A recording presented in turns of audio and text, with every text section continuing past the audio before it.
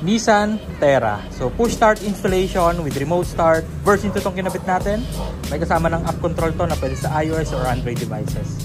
Okay, so pwede na kayo mag remote start dito. Press 3 times lang sa lock button. 1, 2, 3, start na. So approx 70 to 100 meters mare-remote start nyo yung kotse nyo remotely. Then naglagay din tayo ng Bosch Europa horn sa pares.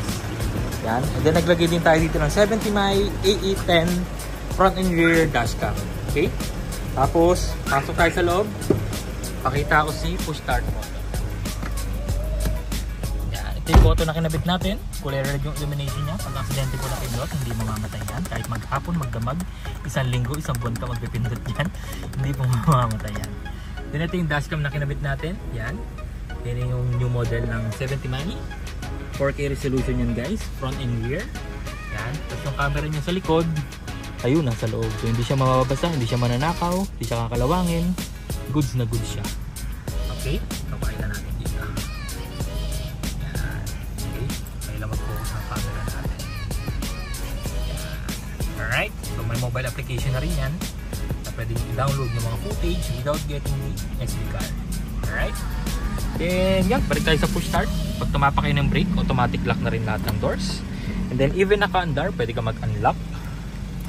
Pwede ka mag-lock sa FIFA. So for example, may bibiling ka lang saglit sa mga 7-Eleven, mini stop, iwan mo naka-under yung auto mo, ilock mo lang sa labas, bili ka na. Pagbalik mo, unlock, pasok sa loob, ilock mo ulit, safe ka na. Kasi sa stock system, hindi pwede yun. Kailangan nyo pang patayin yung makina nyo para mailock nyo siya from the outside. Alright? Then, matic transmission, park luggage, tsaka handbrake. Kapag naka-drive or naka-reverse, hindi nyo siya mapapa-start. Alright?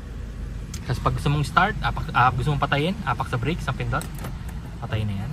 Gusto mong start, apak sa brake, isang pindot. Napakadali lang gamitin para ka lang naglalaro or para lang siyang typical push start system ng kasa.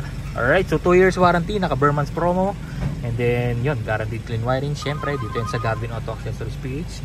And yun, maraming salamat at may tumatawag na kay boss. Bye bye.